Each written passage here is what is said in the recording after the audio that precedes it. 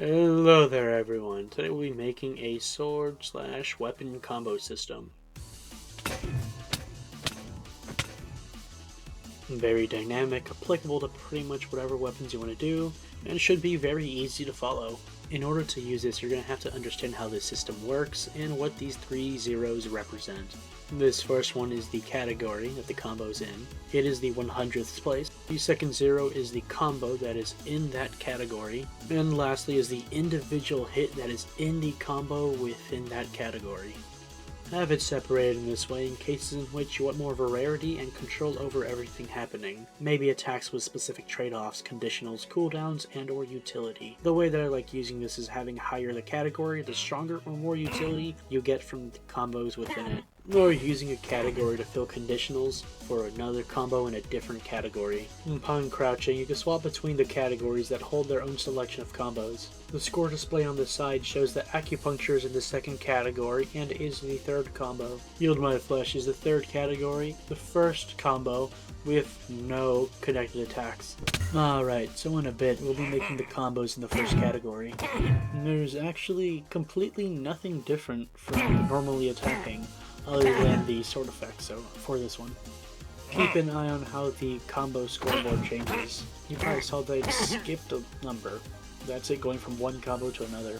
You'll find that it's pretty simple. This is everything that we will look through in this tutorial. The largest tower is the first category that holds 2 combos. It's not that scary. The next colored tower, second category, 1 combo. Third category, 1 hit. All of these work exactly the same, copy, paste, and setups will speed things up, with the beginning of each tower and this thing carrying the hit detection. Scoreboards are the best thing ever, let's make some. Very easy objective combo. You'll also need the same thing but hit. Let's skip this one for now, and the sword. This one's for the multiplayer checks. Okay, nice. Someone with the tag that uses these combos and does not have a score, give them a score of 110 combo.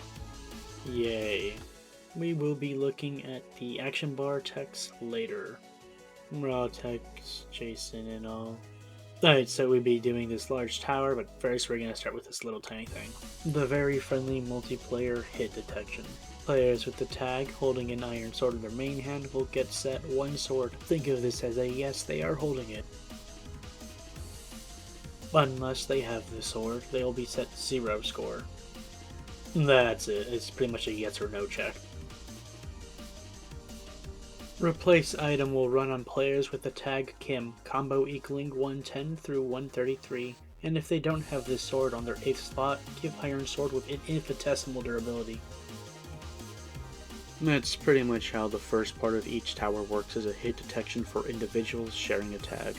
This way, if a tag is designated to a kit or single weapon, multiple players could use that tag and still use this individually. The tag Kim is a holder example. It can be a glaive, longsword, mace, hoe, axe, spear, really anything you need. You can make a bunch of weapons designated to a tag. This tracks the individual hits in a combo. When a tagged player is in the first category and using a combo and has sword equals 0, unless the score matches the max amount of combos in this category, there will be added 1 combo score. With the same checks, except for this one, it gives the tag attack. After this point, the attack tag will be listed too. You can add a custom sound to whenever they hit. You can even add this for the individual attacks instead if you'd like. Okay, I'm going to be explaining the blocks next to these real quick. This first red one, and the red one all the way up there, are the tag attacks, adding it and then removing it. The intervaling white blocks are the separate singular attacks that make up a combo. Draw the sword with 2 and Moonlight Blade with 3. Light blue records hit scores, and pink swap/skips combo scores. Green is part of individual attacks, but usually has some kind of effect or other thing part of it. Alright, let's continue with the attacks. Alright, draw the sword's first attack. When the score is in its first category, first combo, and first attack, unless the hit already matches that first attack, summon about 500 blocks up in front of you by 1 block and rotated more than 9 degrees but less than 180 towards the right. Feel free to mess around with the rotations when making these swords or whatever weapons types you want for these. Also, this name at the end doesn't really matter, just have something that you can recognize. Because we're using a boat, we do have to tag it. This command is literally pretty much the exact same, except we are tagging the boat. Absolutely use the tag equals not lock. So, that's basically everything that goes into one singular attack. You can add more or less depending on what you want. And the next attack to finish off this 2-hit combo. And yeah, pretty much everything's the same, except that the hit is on the second hit in that combo. Oh, and of course the slash type. This is the slash type, the command just before its positioning. Boom! 2-hit combo, yay. We actually need the blue colored blocks before it's technically actually done, but I think from here you get that 1, 2, and then we'll get into the rest later. My array just said that we need the blue to detect it when you actually already hit that attack, so I won't do it again. And if you pretty much already understand how this is going and working, yeah, you can add as many attacks in a single combo as you want, as long as it goes up to 9. And pink will switch it out. Okay, and to finish up the combo for real, when your hit in that combo equals 1, change your hit score to match. This plus the other commands right before this will say you already did that one or not, so that attacks can be skipped. The next is exactly the same except for 2 to say you already hit that second attack or not. And with that, the first combo is actually complete. On to connecting the second combo. Actually, I lied. It goes into the third combo. This system helps with being able to completely rearrange everything and anything that you would want. All of these towers actually use that swap in a very similar way, either going from one category to the other or one combo to the next. This next combo is a 3-hit, and after it's done, it cycles back down to the 2-hit. If we had an actual second combo, we could use the swap to change the first combo into the second and then into the third, or even the third into a fourth to a fifth, however many you'd like. It all works the same regardless. So, when the last hit of the prior combo is detected, you will be set into the next combo, and for this one it is the third, with no hit. If you want, you can make that into the second combo instead. Now that your hit and combo is displaced, you're going to have to make them equal each other again. So when your third combo equals no hits, you're obviously going to have no hits, so set it to that. And this allows us to seamlessly transition from one combo to the other very easily. The only difference from this combo from the prior is that we're adding another hit just to show how that works. Technically different attack than the green blocks. Let's get on with it. So when you attack and the 0 is updated to a 1, unless you already hit that, you're going to spawn in our boat. And if you're using boats rather than armor stands, you're going to tag that. And after another hit, everything updates. And now it's the second attack of that third combo. And again, tag it if you have a boat. Honestly, my tags here are so disorganized, I'd rather y'all and me for the future tag the attacks what kind of attack it is. So if a stab, a horizontal thing, this one is a left to right diagonal. During this attack, we can have it give an effect, a buff, AoE damage, status, custom quota, TP, literally anything to go with this attack. This is y'all's custom attack portion of the custom attack, and mines are empty. Yeah, just have whatever you want for these, pretty much. Just add it onto it as long as it has the same conditionals as before. The combo equals 2, unless the hit, you know, that kind of stuff. I actually have one for Yield My Flesh over there, we'll get into that later. And in case you need the reference of how to add a third attack, literally just update the third hit of the combo. Very easy and simple to add on more to this. And be sure to have the hits after these in a chain every single time. So update it to 1 hit, update the 2 hit if there's 2 hits, update it to 3 hits if there's 3 hits. And that's for when you're done with the combos. At the end of the categories, just remove the attack tag. And from here you have free reign to change it into an entirely different category, or switch it into a lower combo, or a different combo in the same category. Here, I'm just changing it back down to the first combo. With this, we're done with an entire category of combos. You now know how to connect and set combos, as long as you account for every hit, update, swaps, and make custom attacks and abilities. You can make whatever weapon you want and save it through a tag that any player can pick up and play. Just with this, you can extend combos, add more onto what you already have, and then possibly ID what came from who. After this section, how to implement other categories, the slash animations I used are raw text, JSON, cooldowns, and other conditionals. Okay, and for the slash particles, we're just gonna rush through these. You'll probably understand anyways. And be sure to make that timer objective. By messing around with the movement, the rotation, having multiple or less particles, delay or not, you can just make a lot of neat stuff with this. That, paired with spawning in a boat or an armor stand at a certain rotation, makes it really easy to have these move in a way that you'd like. Earlier I mentioned having something that has like a tag equals lock, that kind of stuff, so particles, the armor stands won't get mixed up, that kind of thing. You're really going to want that, and if you haven't made it already, add it anywhere onto these commands right here. Just throw it on there, tag whatever it is that's called a tag, and add a lock to it so that you won't get another tag put onto it.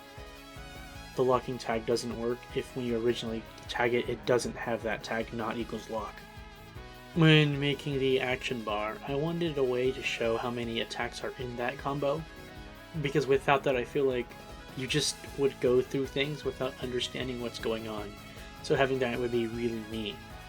Of course, you don't have to use circles or, even have it change colors when you hit. That's just what I wanted. This uses raw text on an action bar that will only show when you're in category 1, combo 1, and with no hits. Look very carefully at the formatting and where I added typing. The /n allows for skipping down a line. I'm using undercase O's. This one is the exact same, except now it's when hit is 1 and one of the O's is colored in. Because there's only 2 attacks, there's no real reason to color in the other. We're going to go straight into the third combo. So this one shows in the third combo and you have not attacked. Your first hit and one of them is colored in. The second hit and a second is colored in. And just for the reason that we didn't do a third for the last, well, a second for the last, we're not doing a third here because it just skips to the next combo anyways. Raw text ain't too bad, and you get a lot of fun with just messing around with that. Now I'm going to be showing you how I did the category swapping for these. Earlier I said that I liked having it where the higher the category, the more stronger the moves are in that category. And that category can hold its own amount of combos and all that kind of stuff. For me, a delay of 3 ticks was just perfect enough. That's good for me. And do a certain action, here's just crouching, to add the tag swap. And for it to switch, while you are in the first category, make sure this reaches all the way to the last combo and the last hit, so you have to adjust to how much you have. Set yourself into the next category. I have it at 230, but typically y'all will be using 210. I have it 230 because I skipped my other 2 moves and went straight into the third combo. Because of how a chain works, I use a conditional and I remove the swap tag if you are in the second category. So nothing above can also use that tag. When in the second category, set yourself to the third category in the first combo of whatever you got and no hit. And remove the tag swap. If in the third category and you have the tag swap still, switch it to the first combo category. but maybe you'd actually have more categories you want to go into. You could go up to 9, and although I say 9, you can actually do as much as you want as long as you're okay with 10s and 12s. And here, if you're at the first category, remove the tag swap. And at the very end, we're going to want those crouching players to have a hit equal the combo, so it will match and be at 0. Yeah, that's about it. Okay, and now we're going to be working on the second category. This one actually only has one combo. It doesn't have too much that's changed, and no, it's actually not the crit. The only real difference for this one is after using the combo, you actually get a cooldown, so you won't be able to use it immediately again. And as you see, I was pretty lazy implementing that crit system, so I just had it copy the cooldown one. But yeah, I'll show you how to add that crit / multiple scoreboards if you want those in your creations. Also, something pretty neat about this is that you can actually string together different parts of other combos from a different category into this one. Oh, and of course, whenever it's on the cooldown, you actually just can't use the attack. It automatically swaps it to a different one. In order to use this, of course, we're going to be making a new cooldown system, a scoreboard for it, skip if the attack is locked, and cooldown when it's used. Other than that, everything else should be relatively familiar, if not very, very slightly changed and very same-ish. We're using the exact same hit detection, the individual attacks, the swapping mechanic that allows for seamless movement of it, and the attack tags. So yeah, it's not anything too crazy. Also, this one is a little bit more different, but it is still working pretty much just like a swap / skip. That dark blue one up there just being that cooldown addition. Let's get on with it. Upon hitting with the sword, if you're in the second category, you will get an iron sword. The tagged player in category 2, upon hitting, will be given 1 combo score, if not past the maximum in the category. With those same conditions, you're now getting the tag attack. Here we're playing the sound. Again, you can add this during the individual attacks if you want. Now for the skip if you have cooldown. With any cooldown above 0 during any portion of this attack, especially the first hit, your hit score will skip the attacks and put you at the end of the combo, as if they played out already. So, after the blue hit detections, it'll put you at the end right here when the attack is pretty much over. And swap the combo that you have. Because this is the only combo in this category, I made it swap to a different category down. The first attack will play, as you've come to realize, if you don't have the cooldown tag, making the scoreboard give the tag 2. You don't really need this, but it's nice. You can also do at self unless at itself. If you're using boats, you're going to want to tag those boats at the first hit unless you have cooldown. For the second attack, check if it has a second hit, and unless cooldown. This one's a forward stab, so it doesn't use a rotation. Something neat you can do is if you have a certain amount of a score or item or whatever, it can buff or make an attack change slightly in some way. Maybe even use XP. You're also going to want to do this kind of unless cooldown for any kind of special effects, TP, other things that would technically go into those green blocks. We don't want those playing, so be sure to have that. Those are the 3 hits for the acupuncture. If it didn't skip because of cooldown, we're going to add hit scores. You know, you can also use an operation to equal this, like before, making the 1 attack match the hit, 2, hit, 3, hit. At this point, because of how I structured this, the skip will either go to, or your hits will go to the next combo in this category, if I had one, or to the previous category because this is the last one, or you want it that way. You can do a bunch of how you want these skips to work, interchanging between attacks and all. Remove the attack tag. Here is adding the cooldown. At the hit of the final attack of that combo, unless players already have cooldown, set 10 cooldown at self. At the last hit of the combo attack, go into the next combo or a different category. set the hit to match it.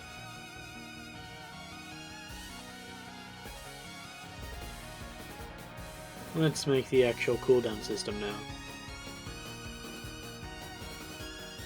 If you have one or more cooldown score, give yourself cooldown tag. Whoops.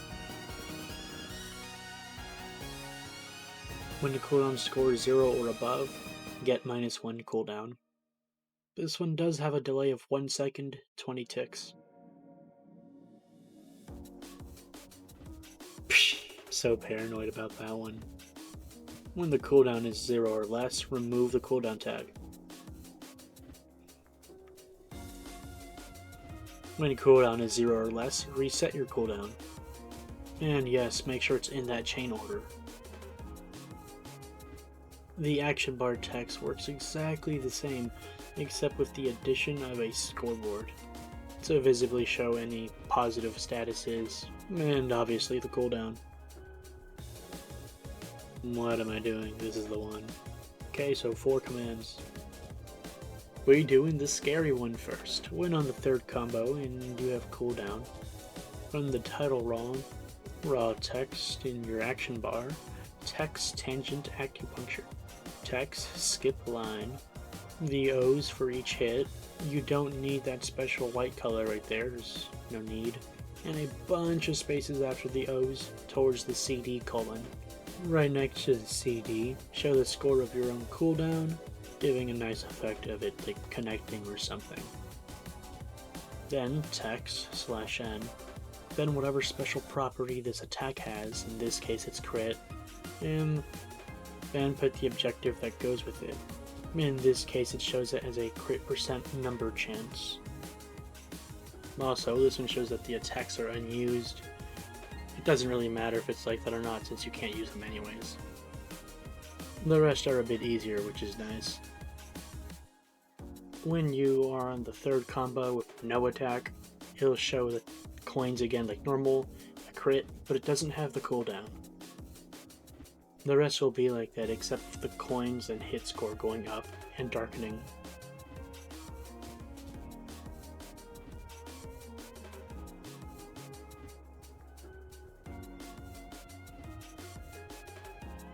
So, without the cooldown tag, that is the interface you see. With that command, that'll be the last thing for this category section. We are on the final category of this video. The attack is Yield My Flesh, one singular attack and not even a combo. This one has a quota that has to be reached in order to use this attack. When away from mobs and hostile entities or players, your downtime increases. If you have 1 or more downtime, the attack is unusable. If you didn't just attack with it, it will only ever have downtime up to 20 seconds. In order to use this, you'll have to be under enough threat or in a fight. And when downtime is at 0, after striking an opponent, you can use a devastating AoE attack, and the DT will set to 40. When in a fight or near hostile mobs, or players, downtime will decrease, allowing for its use. Hitting while downtime is active does nothing.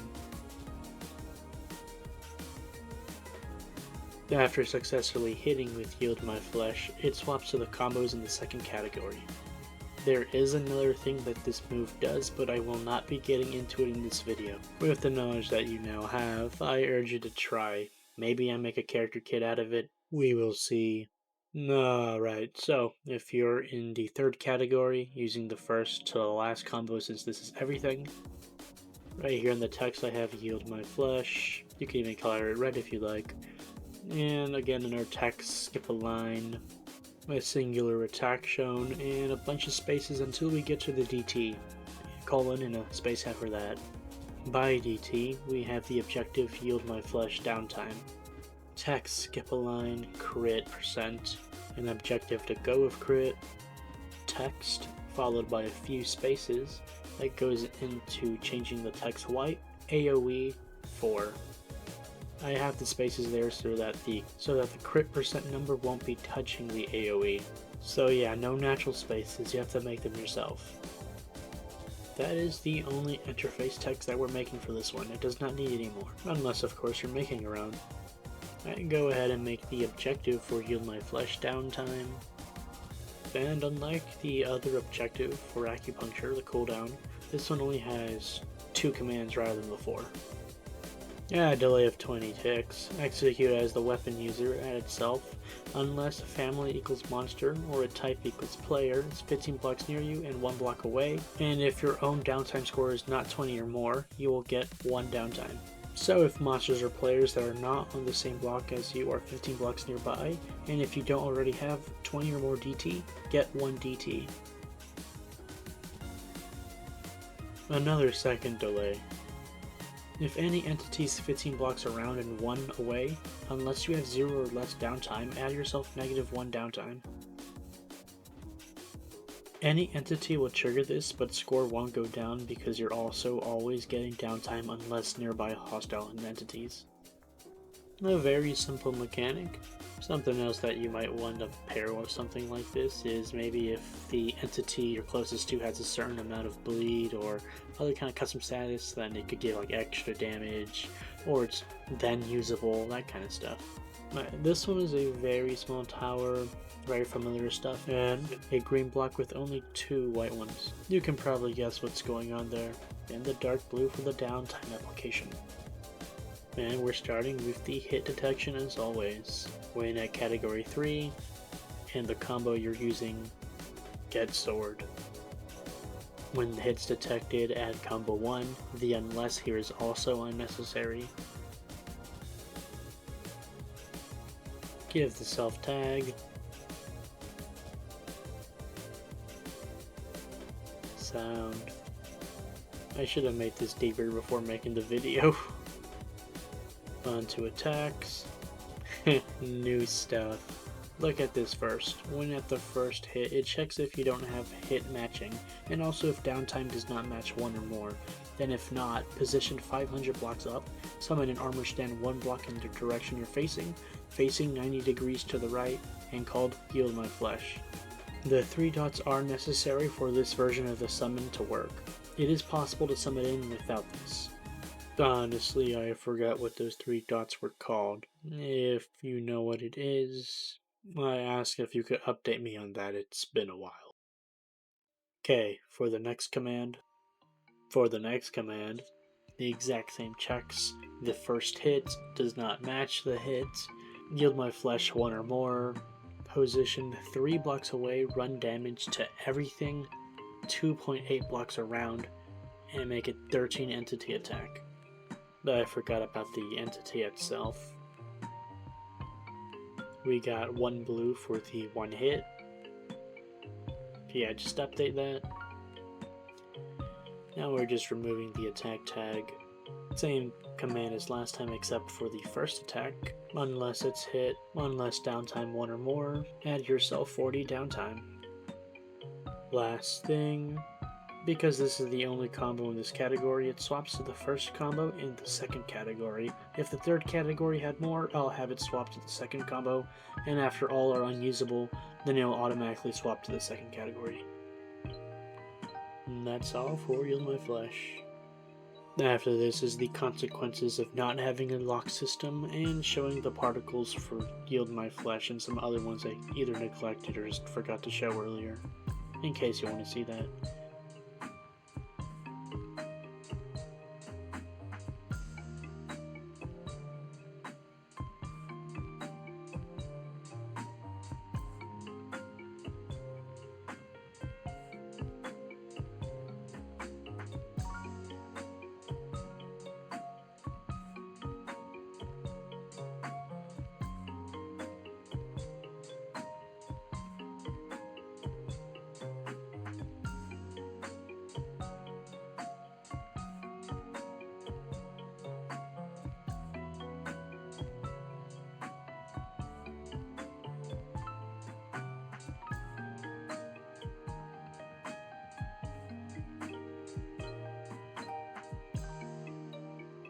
So, you want the lock system, especially because of how the particles are in the boats. Players can hit at a tick rate, I think, of 4, and because these boats and particles, they stay for 7, 6, 8 ticks, there's enough time for you to hit multiple times. And hitting that quickly breaks the particles in a way, because they get tagged with a tag they're not supposed to be getting. So y'all better be making that, because this is going to be painful to see. It is as easy as adding one more command block, and for every instance of tagging an entity that needs a tag, have it tag if the entity doesn't have tag equals lock. It's that easy. You can add this command to the chain or right here for each attack. Literally, tag at E, the attack, either name or boat with tag. Add lock. That's it. It will save you trouble. Let me show you again, even though you saw it throughout the video. For every instances that I have a tag, I have it a tag equals not lock. Over here, I should have another one. I got the wrong one again. Yeah, so add a tag unless it has tag lock. This is my first video of 100 subs. Thank you for the, I don't know, help I guess.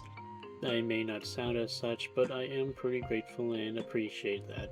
If you found this helpful, I'll encourage you to like the video, notifications, and sub if you haven't already. Only 1% of my viewers don't subscribe. Viewer support helps a ton, even in small ways like that. Because of the 100 subs, I have made a Discord because people have asked. There you can influence the channel, get better updates, along with being able to join events and hang out at times.